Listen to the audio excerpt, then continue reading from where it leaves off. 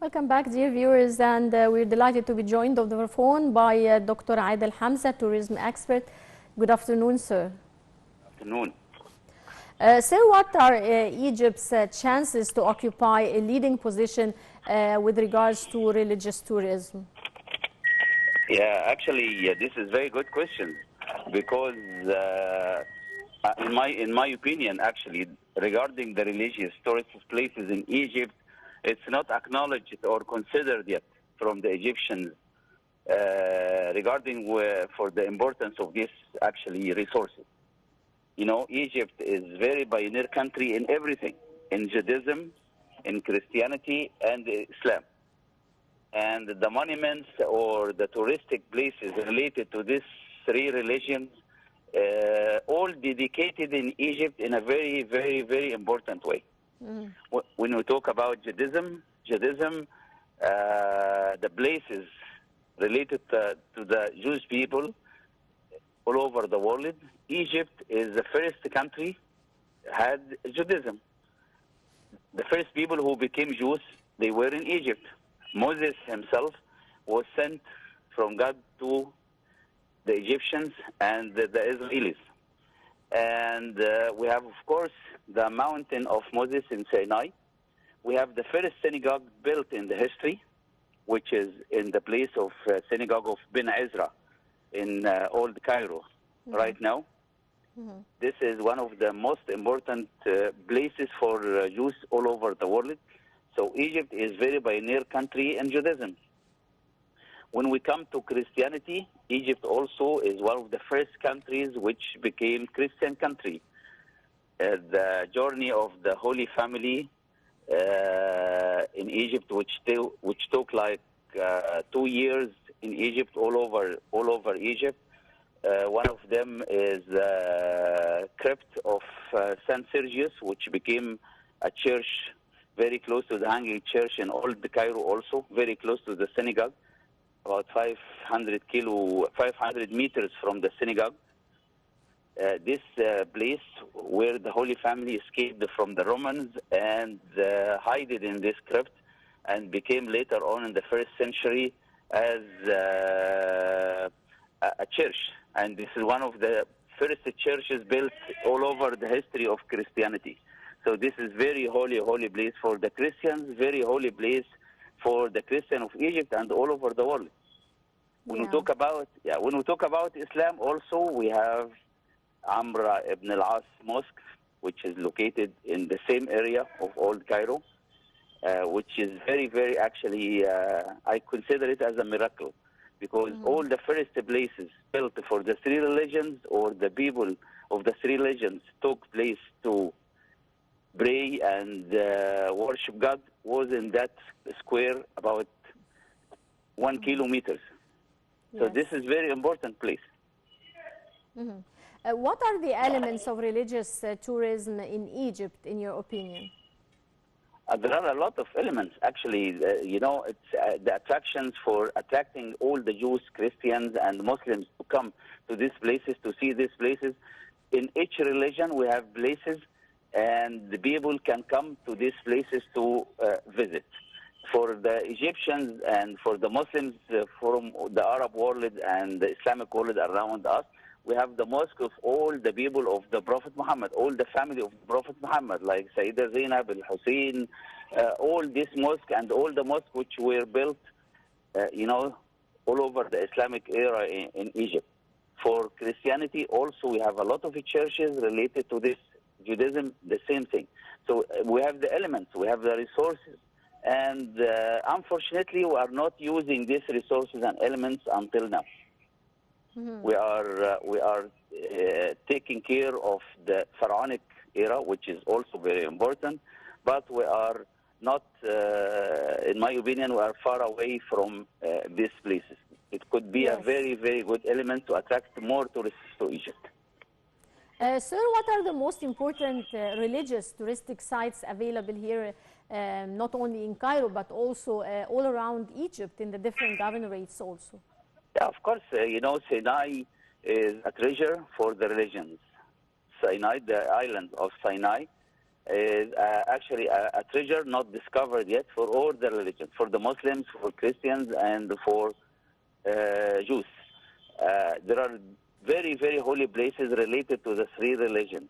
And a lot of people, they come to these places to see. We need just, to polish this area and to have the media and talk about this area and put it in our programs. And I think also that tourism ministry are doing great job in the last 2-3 years in talking about these places and taking these places to the top of the itineraries of the tourist places in Egypt. So I think there is something, but it's not enough. We need more care about these places and more information about these places, more talking about these places to show it to the public. Right. Sir, Christian pilgrims who usually visit Egypt as part of a wider Holy Land tour to Israel, Jordan and Palestine territories, how far have the regional instabilities affected this kind of tour? Yeah, of course. This is very good question because this is very clear. Comparing, for example, with last year and the year before, the tourists who used to come to Egypt and go to Israel, Beit Lahm, and to celebrate the Christmas and the New Year in the holy places in Palestine and Jordan. Of course, this year, because of the war of Gaza, unfortunately, it's affected very much. You cannot say that the cancellations of the tourists who were coming for this reason, more than 95% from the number who used to come last year. Yes. Sir, Egypt aims to incorporate the trip to Egypt by the Holy Family into the global religious tourism map. How far would this decision help increase the flow of pilgrims to Egypt? Of course, will increase the tourists of Egypt because this is really very important questions and very important subject because, we were talking about this like 10 years ago. About that the government and the tourism ministry is going to have a map for this journey to show it and will dedicate this subject or this journey to be a touristic attraction beside the pyramids. You cannot say that it's going to be less than or important than the pyramids. We did great efforts in that, but I don't think it's not enough yet. Maybe in the next 2-3 years, this will be complete, and this will change the map of tourism in Egypt, actually, because this will attract a lot of tourists from all over the European countries and the Christian countries. Right. Sir, now if Rome is the principal attraction for Catholics, Egypt can boast the relics of St. Mark in the evangelist and the local Egyptian tradition of the Holy Family?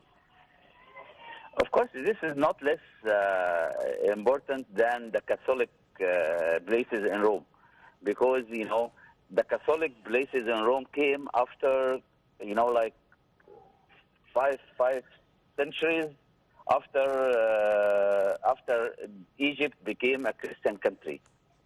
So Egypt is the original Christian country. And the really holy places were in Egypt, not in any other countries in Europe or any other countries around.